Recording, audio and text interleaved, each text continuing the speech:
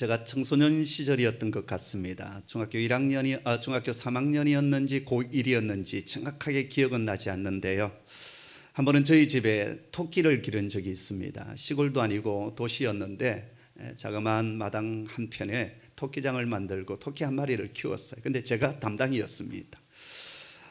풀을 뜯어다 먹이기도 하고 또 시장에 가서 배춧잎을 주워와서 먹이기도 했습니다. 그러다 보니까 얼마나 정이 들었겠습니까? 근데 어느 날 학교를 다녀왔는데 제 혼자 먹는 그 저녁 밥상에 낯선 고기가 볶아져 올라왔습니다. 고기 한 점을 입에 넣었는데 기분이 좀 이상해요. 한 번도 맛보지 못했던 신비한 고기였습니다. 느낌이 이상해서 마당으로 나가 보았더니 불사 그 토끼장에 토끼가 없는 거예요. 알고 봤더니 이 토끼가 토끼장을 좀 이렇게 벗어난 모양인데 옆집에 있는 개가 와서 무려 죽였다라는 거예요. 그걸 저희 어머님이 볶음 요리를 해서 제게 아무 말도 하지 않고 제 밥상에 올려놓은 겁니다. 아무래도 토끼고기라고 하면 제가 안 먹을 것을 알았기 때문이었죠. 어찌되었든 이 고기가 제가 애지중지 정말 사랑으로 키웠던 그 토끼라는 사실을 알게 되는 순간 입맛이 딱 떨어졌습니다. 그 당시 1년에 한 차례 두 차례 육고기를 먹을까 말까 했던 그 시절이었는데 도저히 그 고기를 먹을 수 없을 뿐만 아니라 이미 먹었던 그 한 점 고기마저도 구역질이 나서 뱉어 버렸습니다. 결국 밥숟가락을 놓고 말았는데요. 그리고는 누구에게도 말은 못했지만 오랫동안 우울한 그 감정 가운데 지냈던 기억이 아직도 남아 있습니다. 가난했던 시절, 없어서 못 먹던 시절, 육고기 한 점이 얼마나 맛있었겠습니까? 그럼에도 그 토끼고기를 먹을 수 없었던 이유가 무엇이었겠습니까? 내가 애정을 다해 키우고 사랑을 쏟은 짐승이었기에 그건 이제 더 이상 제게는 짐승이 아니라 사랑의 대상, 그것이었던 겁니다. 이스라엘 백성들이 애굽에 출애굽하여 나올 때 6월절 전날 밤이었습니다. 애굽 사람이든 이스라엘 사람이든 누구도 피할 수 없는 재앙 하나가 있었는데 바로 장자의 죽음이었습니다. 죽음의 신이 애굽 전역을 덮을 때 모든 첫 것들, 짐승이든 사람이든 할 것 없이 모든 첫 것들은 죽어나가는 밤이었습니다. 그때 하나님께서 이스라엘 백성들에게 주신 구원의 길 하나가 있었습니다. 각 가정마다 어린 양 한 마리를 잡아서 가족과 함께 먹으라는 것이었습니다. 그냥 나이 많은 늙은 양이 아니었습니다. 병든 양이 아니었습니다. 예쁘고 예쁜 어린 양이었습니다. 그 어린 양은 그 당시 그 가족에게는 오늘날의 애완동물과 같은 것이었습니다. 이미 깊은 정도 많이 들었습니다. 그러나 장자가 죽는 그 재앙을 피하기 위해서는 아무리 예쁘고 정이 들었다 할지라도 그 어린 양을 죽여야만 했습니다. 뿐만 아닙니다. 고기까지도 다 구워 먹어야만 했습니다. 그리고 그 죽은 어린 양의 피를 문술주와 임방에 발라야만 했습니다. 그렇게 순종했던 가정은 죽음의 신이 온 애굽 땅을 덮을 때 장자가 죽는 심판을 피할 수 있었습니다. 그러나 하나님의 말씀을 믿지 못했던 사람들, 또 어린 양이 너무 귀엽고 정들고 불쌍해서 죽이지 않았던 가정은 예외 없이 모든 장자가 다 죽고 말았습니다. 그래서 이스라엘 백성들이 이 날을 기념하여 기억하는 절기가 바로 유월절이었습니다. 그리고 이 유월절에 꼭 하는 일이 유월절 어린 양을 잡아서 먹는 일이었습니다. 근데 예수님께서 요단강에서 세례를 받으실 때 세례 요한은 예수님을 향하여 보라, 세상 죄를 지고 가는 하나님의 어린 양이로다, 그렇게 선포했습니다. 그리고 지금 십자가에 달려 계신 예수님을 가장 지근 거리에서 목격했던 제자 요한은 바로 이분이 하나님께서 약속하여 주시고 말씀하여 주신 유월절 어린 양, 하나님의 어린 양 되심을 그는 증언하고 있습니다. 오늘 본문의 말씀을 보십시오. 오늘 본문의 말씀은 사복음서 가운데 오직 사도 요한만이 특별히 기록한 단일한 복음입니다. 요한이 사복음서 가운데 유일하게 이 사건을 기록한 이유가 무엇일까요? 35절 말씀인데요, 같이 읽도록 하겠습니다. 함께 읽죠. 시작. 이를 본 자가 증언하였으니 그 증언이 참이라. 그가 자기의 말하는 것이 참인 줄 알고 너희로 믿게 하려 함이니라. 아멘.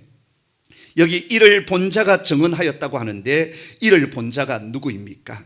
바로 사도 요한 자신입니다. 사도 요한은 예수님께서 십자가에 달려 돌아가실 때 가장 가까운 지근 거리에서 예수님의 죽음과 십자가와 그리고 그곳에서 일어났던 모든 것들을 직접 목격했던 사람입니다. 요한은 자기 자신이 이 십자가를 가장 가까이에서 목격했던 증인이요 증언자라고 말하면서 이 증언이 거짓이 아니고 참이다라고 말하며 그러면서 우리로 하여금 믿어야 된다라고 얘기합니다. 그러면서 이렇게 증언하는 이유를 뭐라고 얘기합니까? 이 복음서를 읽는 저와 여러분 모두가 믿게 하려 함이라고 오늘 본문은 매듭을 짓고 있습니다. 도대체 요한이 무엇을 증언했기에 이 증언이 참되고 이 증언을 듣는 모든 사람들이 예수 그리스도를 믿어야 한다라고 그는 지금 외치고 있을까요? 바로 그것은 출애굽 당시에 어린 양이 죽음으로 그 피가 발려지고 그리고 그 피를 흘린 어린 양을 그 백성들이 먹음으로 말미암아 이스라엘 백성들이 그날 밤 구원을 얻었던 것처럼 예수님이 우리를 구원하시는 하나님의 어린 양, 유월절 어린 양이시다라는 겁니다. 그리고 지금 일어나고 있는 이 모든 것 하나가 그냥 우연히 일어난 일이 아니라 하나님께서 구약 성경을 통해서 오랫동안 약속하여 주셨던 그 약속의 말씀이 성취되는 것이고 이것을 통하여서 바로 이분이 하나님께서 보내신 어린 양이요 우리의 유월절 어린 양 되심을 지금 요한은 증거하고 있습니다. 그래서 제자 요한은요 예수님의 하나님의 어린 양 되심을 세 가지 측면에서 증언하는데, 첫째는 예수님께서 죽으신 날이 유월절을 준비하는 날이었다라는 겁니다. 두 번째는 예수님의 다리가 꺾이지 않았다라고 얘기합니다. 그리고 세 번째는 그 몸에서 물과 피를 쏟아내셨다라고 얘기합니다. 오늘 우리에게는 이 세 가지가 그렇게 가슴에 와닿는 말씀은 아닙니다. 그러나 구약 성경을 조금이라도 알고 있는, 좀 더 깊이 알고 있는, 그리고 유월절 절기를 지켜왔던 이스라엘 백성들에게는 바로 이 말씀이 전율을 일으키게 할 그런 말씀이었고 사건이었습니다. 먼저 예수님께서 운명하신 날이 왜 중요합니까? 오늘 여기 보면은 준비일이라 했는데 바로 그 준비일은 유월절을 준비하는 날이다라는 겁니다. 이스라엘 백성들이 유월절을 준비할 때 뭘 준비하는지 아십니까?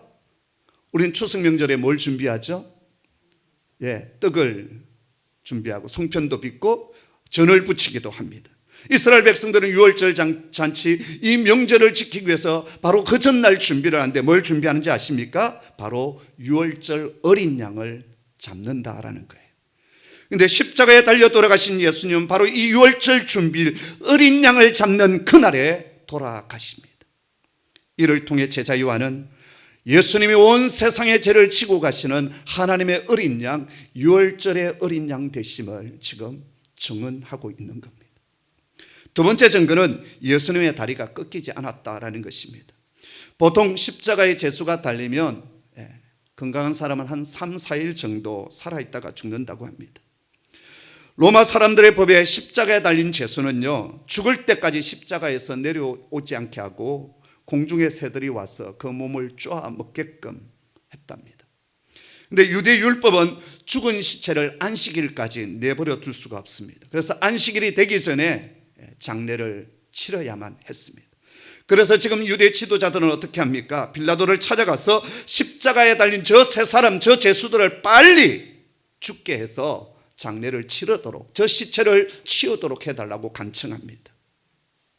근데 십자가에 매달려 아직도 목숨이 붙어있는 그 제수를 가장 빨리 죽이는 방법은 그들의 다리를 꺾어 망치로 부러뜨리는 것입니다. 그 당시 십자가에는 이 발을 올려놓는 발판 하나가 있습니다. 그 발판을 통해서 그래도 양쪽에 못이 박히지만 겨우 지탱하면서 호흡을 할 수가 있는 거예요. 다리를 꺾어버리면 어떻게 됩니까? 모든 몸의 무게가 완전히 밑으로 처지면서 횡격막이 늘어나고 그리고 정말 양팔의 못들이 찢어지는 듯한 고통 가운데 사람은 죽는다라는 거예요. 우리 한번 요한복음 19장 32절을 같이 읽도록 하겠습니다. 함께 읽죠. 시작. 군인들이 가서 예수와 함께 못 박힌 첫째 사람과 또 다른 사람의 다리를 꺾고, 군인들이 가보았을 때 예수님의 좌우편에 있는 두 사람은 살아 있었습니다. 그래서 다리를 꺾었습니다. 그리고 예수님의 다리를 꺾으려고 했을 때 이미 예수님은 다 이루었다 말씀하여 주시고 숨을 거둔 후였습니다. 그러자 로마 군인 한 사람이 창으로 예수님의 옆구리를 찔렀다라고 했습니다. 33절 34절의 말씀인데요, 같이 읽습니다. 시작. 예수께 이르러서는 이미 죽으신 것을 보고 다리를 꺾지 아니하고 그 중에 한 군인이 창으로 옆구리를 찌르니 곧 피와 물이 나오더라. 아멘. 자, 그렇다면 로마 군병들이 예수님의 다리를 꺾지 않았다는 사실이 유월절 어린 양과 무슨 관계가 있겠습니까? 유대인들이 유월절에 어린 양을 잡고 고기를 먹을 때 하나님께서 주신 말씀 하나가 있었습니다. 민수기 9장 12절의 말씀인데요, 같이 읽겠습니다. 시작. 아침까지 그것을 조금 더 남겨두지 말며 그 뼈를 하나도 꺾지 말아서 유월절 모든 율례대로 지킬 것이니라. 유월절 어린 양을 먹었을 때 그 뼈를 하나도 부러뜨리지 아니하고 온전하게 그 고기를 먹으라라고 말씀하여 주십니다. 이것이 유월절 어린 양의 율례였습니다. 그래서 이스라엘 백성들은 지나온 몇천 년 동안 이 말씀을 그대로 유월절을 지키면서 지켜왔습니다. 그런데 요한복음서의 저자인 제자 요한은 유월절 준비일에 십자가에 달리신 예수님께서 그 다리가 꺾이지 아니하는 모습을 통하여서 주님이 유월절 어린 양이 되어주심을 두 번째로 증거하고 있습니다. 세 번째 증거는 물과 피였습니다. 한 군병이 창을 가지고 예수님의 옆구리를 찔렀습니다. 그랬더니 피와 물이 쏟아졌습니다. 사람의 몸에 물이 쏟아지는 경우에는 단 하나, 목숨을 거두고 죽을 때입니다. 그럴 때는 보통 죽은 지 오래된 사람들이에요. 저는 목사이기 때문에 이전에는 제가 이제 신학교를 졸업한 그 즈음에는 교회에서 장례를 많이 치렀습니다. 그래서 직접 염을 해야만 했어요. 그래서 이전 섬기던 불사역자로 섬겼던 교회 장로님 한 분이 늘 염을 주로 하셨기 때문에 한 번은 따라 나서서 그 염하는 법을 옆에서 보았어요. 그러면서 그 장로님께서 전도사님 한번 손 좀 대보세요. 사람이 돌아가시면 몸이 차갑습니다. 그리고 또 이제 이렇게 이분이 아직도 생명이 있는지 아직 돌아가신지 정확하게 알기 위해서 또 그분은 어떻게 하냐면 이 허리 밑으로 손을 넣어 보더라고요. 그래서 아직도 손이 이렇게 들어가 있으면 아직도 좀 숨이 남아 있는 겁니다. 근데 이게 들어가지 않으면 완전히 돌아가신 겁니다. 이런 얘기를 그 당시 들었어요. 이제 그 뒤에는 이제 주로 이제 병원에서 모든 장례를 치르기 때문에 염을 할 필요는 없었는데요. 그럼에도 불구하고 목사이기 때문에 병원 그 염하는 현장에 입간 예배를 드릴 때 자주 들어가서 목격을 했습니다. 보면은 모든 사람의 구멍이라는 것은 다 막아버려요, 솜으로. 왜냐하면 물이 흘러나오기 때문에 그렇습니다. 그런데 그런 경우에는 대부분 이제 돌아가신 지 좀 시간이 지날 때 물이 흘러나오는 거예요. 근데 지금 같은 경우에는 예수님께서 돌아가신 지 지금 얼마 되지 않습니다. 숨을 거둔 지 얼마 되지 않아요. 그렇기 때문에 피가 쏟아지는 것은 이해가 되는데 물이 쏟아졌다, 이 부분은 제가 이해가 되지를 않았습니다. 그래서 제가 제 사위에게 전화를 어제 했어요. 이 녀석이 심장내과 전문의거든요. 심장을 늘 다루니까. 그래서 전화를 해서 물어보았습니다. 그랬더니 이 갈비뼈 안쪽에 현경막이 있고 이제 이 현경막 안쪽에 폐와 우리의 장들이 이제 있는데, 장기들이 있는데 그 안쪽에 물이 있다라는 거예요. 폐를 둘러싸고 있는 물이 있다라는 거예요. 그래서 창으로 찔러서 피와 물이 쏟아졌다는 것은 그 현경막을 뚫고 들어갔다는 것이고, 그리고 폐와 그리고 심장을 찔러서 심장 속에 있는 피가 그리고 이 폐를 둘러싸고 있는 물이 쏟아진 것 같다, 그런 얘기를 들었습니다. 그러고 보면 십자가 아래쪽에서 군병이 창을 가지고 예수님의 옆구리를 찔렀을 때 이 아래에서 위쪽으로 찌르면서 현경막을 찢고 심장까지 찔러 갔다라는 거예요. 그래서 피와 물이 쏟아졌던 것입니다. 자, 그런데 구약 성경은 이 부분까지 예언되어 있다라는 것입니다. 구약 성경에서 메시아가 오셔서 구원과 회복을 주실 뿐만 아니라 마지막 재림의 약속을 주신 예언서가 스가랴서입니다. 스가랴서 12장 10절 말씀에 이렇게 되어 있습니다. 우리 한번 같이 읽어볼까요? 시작. 내가 다윗 집과 예루살렘 주민에게 은총과 강구하는 심령을 부어주리니 그들이 그 찌른 바 그를 바라보고 그를 위하여 애통하기를 독자를 위하여 애통하듯 하며 그를 위하여 통곡하기를 장자를 위하여 통곡하듯 하리로다. 이 말씀을 자세히 보면 메시아로 오신 그분이 창에 찔려 죽으실 것만 예언한 것이 아니라 창에 찔려 피를 흘리고 돌아가시는 그 모습을 바라보면서 많은 사람들이 애통하며 통곡하게 될 것이라는 겁니다. 그 이유가 무엇입니까? 자신들이 찔려 죽인 그 예수님이 유월절 어린 양이시고 하나님 아버지께서 보내신 독생자임을 알고 그 장자를 바라보듯이 그 장자가 죽은 것처럼 회개하고 애통한다라는 것입니다. 그뿐만 아닙니다. 예수님이 유월절 어린 양임을 깨닫고 그리고 주께로 돌아오는 자에게 정결케 되는 은혜가 주어질 것을 스가랴서는 약속하고 있습니다. 스가랴서 13장 1절의 말씀인데요, 한번 같이 읽습니다. 시작. 그날에 죄와 더러움을 씻는 셈이 다윗의 족속과 예루살렘 주민을 위하여 열리리라. 아멘. 그날이 언제입니까? 역사의 마지막 끝에 하나님께서 회복해 주시는 그날, 그 구원의 날에 죄와 더러움을 씻는 셈이 다윗의 족속과 예루살렘 주민을 위하여서 열리게 될 것이다 라는 겁니다. 바로 그것은 메시아가 오셔서 십자가에 죽으시고 피 흘리시고 그 물을 쏟으심으로 말미암아 우리에게 있는 모든 죄와 더러움을 씻는 그런 은혜를 주시겠다는 말씀입니다. 사도 요한은 십자가에서 마지막 일어났던 이 사건을 통하여 바로 이분이 우리의 죄를 속죄하는 유월절의 어린 양이요, 바로 이분이 우리를 구원하시는 하나님의 어린 양이시라고 지금 증거합니다. 그리고 저와 여러분을 향하여서 이 증언이 참되기 때문에 너희는 이제 이것을 믿어야 된다라고 말씀하여 주십니다. 사랑하는 성도 여러분, 이 확실한 증언 앞에서, 이 증거 앞에서 이제 우리가 해야 될 일이 무엇이겠습니까? 조금이라도 분별력이 있는 사람이라고 한다면 이 놀라운 약속의 성취를 바라보며 우리는 마음의 문을 열고 그분을 나의 구세주 하나님의 어린 양으로 우리는 받아들이고 믿어야 될 것입니다. 아멘. 자, 그런데요, 여기 십자가에서 예수님께서 쏟아내신 물과 피가 우리에게 어떤 영적인 그리고 성경적인 의미가 있느냐라는 것입니다. 제가 묵상하고 몇 가지 좀 찾아보았는데요, 폴 브랜드와 필립 얀시가 쓴 그분의 형상을 따라라고 하는 책이 있습니다. 폴 브랜드는 의사이고 필립 얀시는 여러분 잘 알고 있는 신학자입니다. 한 사람은 이 피를, 예수님의 피를 의학적인 측면에서 연구를 했고요, 한 사람은 성경적인 메시지를 주제로 하여서 공동으로 작업한 책이 바로 이 그분의 형상을 따라라고 하는 책입니다. 이 책에 보면 피는 세 가지 기능을 가지고 있다라고 얘기를 했어요. 첫째는 생명입니다. 우리 피 속에는 적혈구가 있고 백혈구가 있어요. 적혈구가 하는 일이 뭐냐면 혈관을 통해서 온몸에 산소를 공급을 합니다.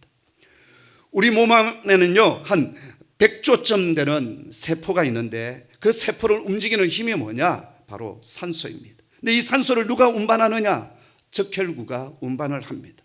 뿐만 아니라 우리 몸의 모든 영양소, 아미노산, 질소, 나트륨, 칼륨, 칼슘, 마그네슘, 당, 지방, 콜레스테롤, 호르몬 같은 우리 몸을 살리는 모든 것을 공급해 가는 것이 누구냐? 바로 이 피, 적혈구가 합니다. 그런데 여러분, 성경은 예수의 피가 영적으로 우리에게 생명을 주고 우리를 살리신다라고 말씀하여 주십니다. 요한복음 6장 53절에 보면 예수님이 이렇게 말씀하십니다. 예수께서 이르시되 내가 진실로 진실로 너희에게 이르노니 인자의 살을 먹지 아니하고 인자의 피를 마시지 않는 자는 너희 속에 생명이 없느니라라고 했습니다. 그것을 반대로 얘기하면 인자의 살을 우리가 먹고 인자의 피를 마시는 자에게는 생명이 있고 구원이 있다라는 것입니다. 여러분, 인자의 살을 먹고 인자의 피를 마신다는 의미가 무엇이겠습니까? 식인종처럼 그분의 살과 그분의 피를 뜯어 먹고 마신다는 의미일까요? 바로 그것은 그분을 인격적으로 우리가 영접한다는 것이고 그분이 주신 생명의 말씀을 받아서 그 말씀을 따라 살아간다는 것 아니겠습니까? 그런 자에게 영생의 선물, 생명의 선물이 주어질 것임을 약속하고 있습니다. 피가 주는 두 번째 성경적인 의미는 정결입니다. 적혈구는요 좁은 모세혈관을 떠돌아다니면서 산소도 공급하지만 또 뭘 하느냐? 이산화탄소나 요소나 요산 같은 우리 몸 안에 있는 쓰레기들을 다 수거합니다. 그걸 다 빨아당겨요. 그리고 그것을 처리하는 하수종말 처리장이 있는데 우리가 말하는 콩팥, 그 다음에 방광으로 보내서 그것을 처리하고 우리 몸 밖으로 배출해 버려요. 이 콩팥에서 피를 걸렸어요. 쓰레기, 배기가스, 화학 폐기물, 우리 몸 안에 들어온 많은 독성 물질들 있지 않습니까? 이것을 버리는 역할을 하는 곳이 이 콩팥과 방광입니다. 그런데 그곳에 이 쓰레기를 운반해 주는 것이 누구냐면 적혈구, 피가 한다라는 거예요. 그래서 여러분, 피는 우리 몸을 깨끗게 하고 정결케 하는 운반선이에요. 그런데 여러분, 성경은 어린 양의 피가 우리를 죄에서 깨끗하게 하며 정결케 하신다고 말씀하여 주십니다. 히브리서 9장 12절에 보면 염소와 송아지의 피로 하지 아니하고 오직 자기의 피로 영원한 속죄를 이루사. 예수님께서요, 염소와 송아지의 피가 아니라 자신의 피로 영원한 속죄를 이루사 단번에 성소에 들어가셨느니라.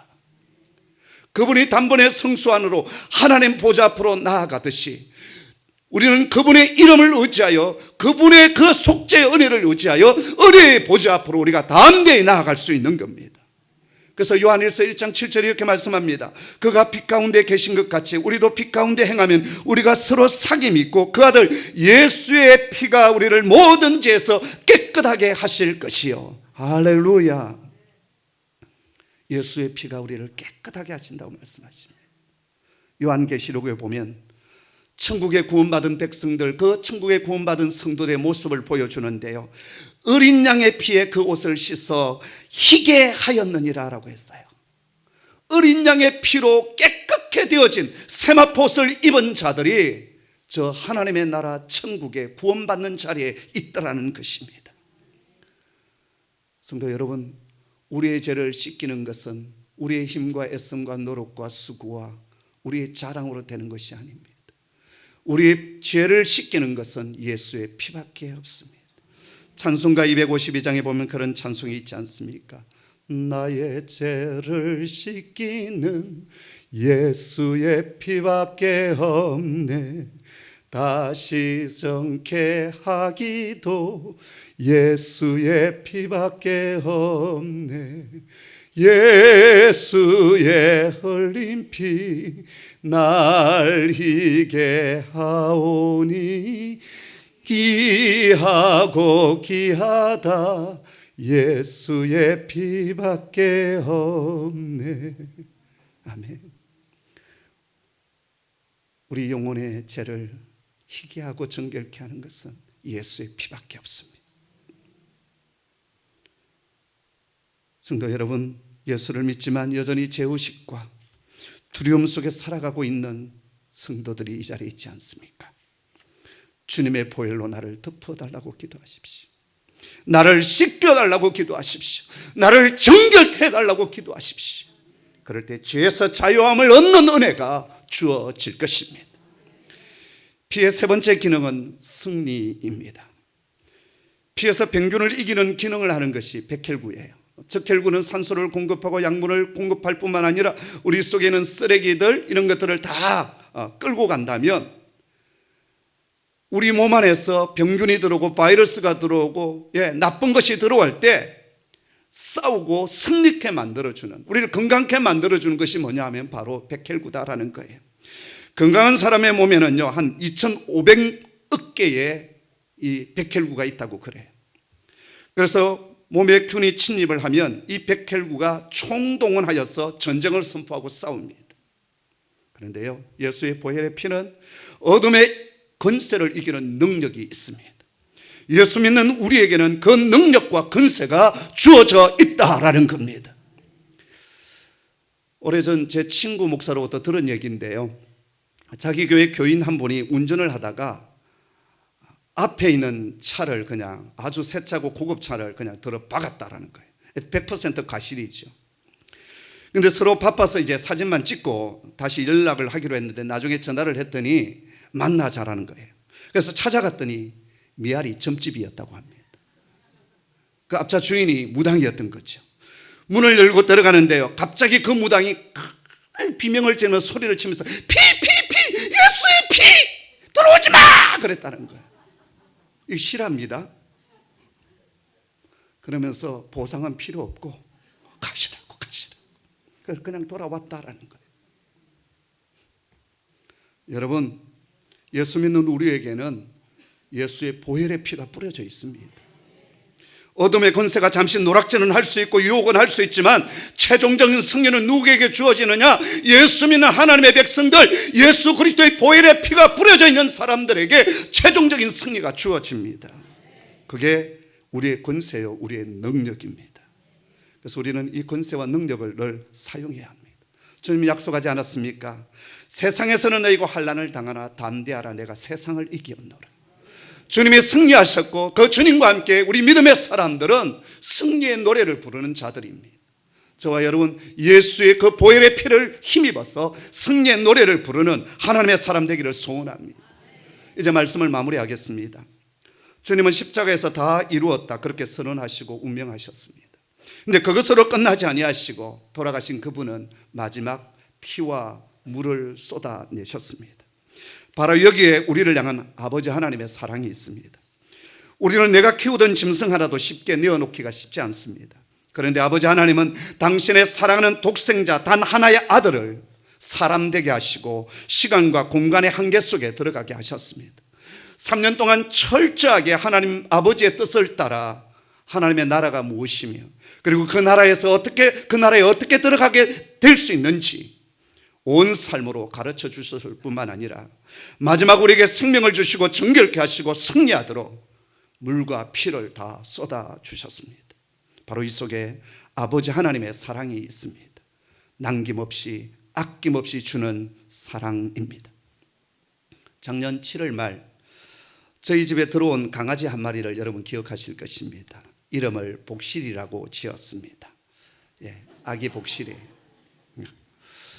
비전센터 컨테이너 박스 밑에서 떠돌이로 지내던 이 아이의 은미, 제가 찔레라고 지어줬는데요.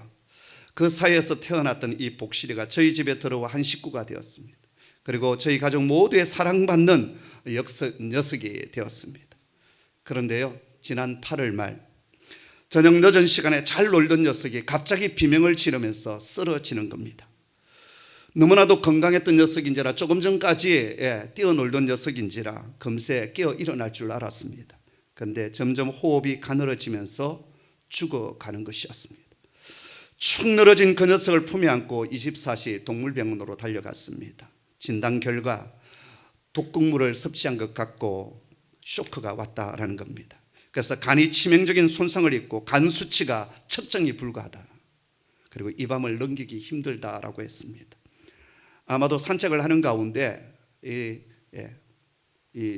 성사천입니까? 그쪽을 주로 산책을 하는데 장마에 떠밀려 왔던 아마 농가에 뿌렸던 그 피마자 유박 비료, 그걸 이 녀석이 삼킨 것 같아요. 의사 선생님이 그런 얘기를 했습니다. 치료를 위해서는 혈장 수혈을 계속해야 되고 그 비용이 만만치 않은데 시도를 하시겠습니까? 또 그렇게 한다 할지라도 이 아이의 상태를 볼 때 살아날 가능성이 없다라는 거예요. 그러면서 혹 이 녀석 얼굴을 볼 사람이 더 있으면 연락을 해서 마지막 숨 붙어 있을 때 꼭 사람 같죠? 한번 인사라도 한번 하라라는 거예요. 그래서 밤늦게 이 강아지를 정말 지극정성으로 아끼고 저희보다 더 예뻐하는 다혜 집사 부부에게 전화를 했습니다. 그리고 울면서 두 녀석이 뛰어왔습니다. 늦은 밤 5 식구가 이 동물병원에 다 모였어요. 한 12시 다 되었는 것 같아요. 솔직히 저희 부부는 포기하라는 마음이 컸습니다. 누군가가 강아지 별명이 뭐 400이니 500이니 그런 얘기를 제가 들은 적이 있거든요. 그 말은 치료비가 400 들어가서 이름이 400이가 되었고 500이 들어가서 500이가 되었다, 그런 얘기를 들었는데 이 녀석이 그럴 지금 지경이에요. 또 그렇게 한다고 해서 이 녀석이 살아날 가능성이 있는 것도 아니고, 그래서 저희 부부는 여기까지가 이 녀석하고 인연이다, 그렇게 마음을 먹고 있었습니다. 그런데 눈물을 머금고 달려온 다혜 집사 부부가 절대 안 된다는 겁니다. 그동안 얼마나 정이 들었는데, 그리고 함께 쌓아왔던 추억과 교감이 얼마나 많은데 포기하면 안 된다라는 거예요. 그 녀석은 금요일 밤이 되면 납치되어서 갑니다. 다혜 부부가 저녁에 와서 납치해 가요. 그리고 이제 주말 동안 같이 지내고 주일날이 되면 교회 오면서 그 녀석을 데려와서 집에 두고, 늘 그게 이제 반복되니까 얼마나 정이 많이 들었겠어요. 절대 포기하면 안 된다는 거예요. 자신들이 치료비를 다 댈 테니, 이 말이 중요해요. 자신들이 치료비를 다 댈 테니 꼭 살려야 된다는 거예요. 눈물을 철철 흘리면서 얘기를 하는 거예요. 그래서 제가 얘기했습니다. 오늘 밤 이 녀석이 죽지 않고 자신이 버팅겨 준다면 아빠 엄마도 포기하지 않겠다라고 했습니다. 네, 놀랍게도 이 녀석이 그 밤을 견뎌내었어요. 그리고 그 다음 날부터 집중적인 치료가 계속되었는데요. 아무래도 다혜 집사 부부가 의사이다 보니까 뭐 동물이나 사람이나 거의 비슷하지 않겠습니까? 수의사와 차트를 보면서 여러 가지 치료 방법을 의논하기도 하고, 그래 치료를 했는데 이 녀석이 이제 의식을 회복하고 일어났습니다. 그리고 꼬박 일주일을 입원을 하고 퇴원을 했어요. 치료비는 상상 이상으로 많이 나왔습니다. 그쪽에서 책임진다니까. 그럼에도 이 녀석이 회복되고 살아났다는 사실에 저희 온 가족이 얼마나 기뻐했고 감사했는지 모릅니다. 사실 복실이는 그 의미가 유기견입니다. 떠돌이 개입니다. 그리고 복실이는 뭐 품종이 순종 뭐도 아니에요. 그냥 믹스견이에요.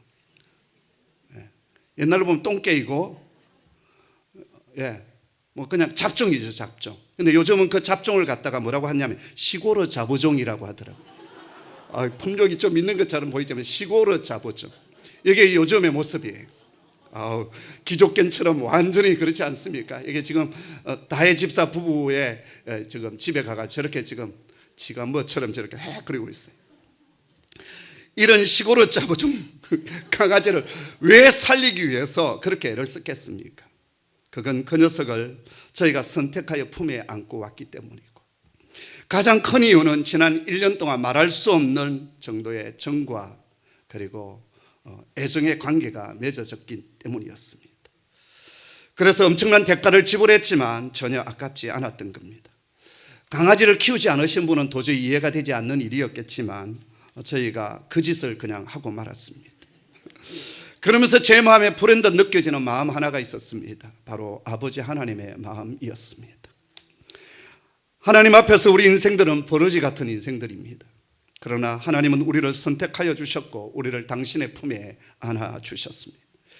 우리는 죄노인하여서 이미 죽었던 영혼들이었습니다. 그러나 아버지 하나님은 그 아들 독생자 예수 그리스도를 우리 가운데 보내어주시고 피와 물을 다 쏟아서 우리에게 영혼의 생명과 정결과 그리고 승리케 하는 은혜를 허락하여 주셨습니다. 이제 우리가 해야 될 일은 그 놀라운 하나님의 사랑 앞에 믿음으로 반응하는 것이고, 그리고 하나님 앞에 나아가 그 은혜를 찬송하며 예배하는 것이며, 그 하나님께서 은하시고 기뻐하시는 삶을 따라서 한 걸음 한 걸음 살아가는 것입니다. 사랑하는 성도 여러분, 오늘 말씀을 통하여서 하나님의 놀라운 사랑, 약속한 것을 그대로 이루어 가시는 하나님의 사랑 뿐만 아니라 하나님을 알지 못했던 그 로마 군병들이 했던 그 돌발적인 그 일들을 통하여서도 하나님의 섭리와 하나님의 계획은 성취되어 가고 이루어져 간다는 것, 그리고 그 하나님의 놀라운 사랑을 우리 마음에 간직하며 살아가는 저와 여러분 되기를 주님의 이름으로 축복합니다. 기도하겠습니다. 아버지 하나님, 참으로 감사합니다. 버러지 같은 저희 인생, 죄로 인하여 이미 죽었던 저희 인생, 오래전부터 예비하여 주신 어린 양 되신 예수 그리스도를 통하여서 저희를 품에 안아주시고 그 피와 물을 쏟으셔서 저에게 생명과 정결케 함과 승리의 은혜를 허락하여 주시니 감사합니다. 믿음으로 나아가게 하여 주시고 예배드리며 나아가게 하시고 내 가진 것 주를 위하여 아낌없이 헌신하고 드리는 삶으로 우리 삶을 살아가게 하여 주옵소서. 예수님의 이름으로 기도드립니다. 아멘.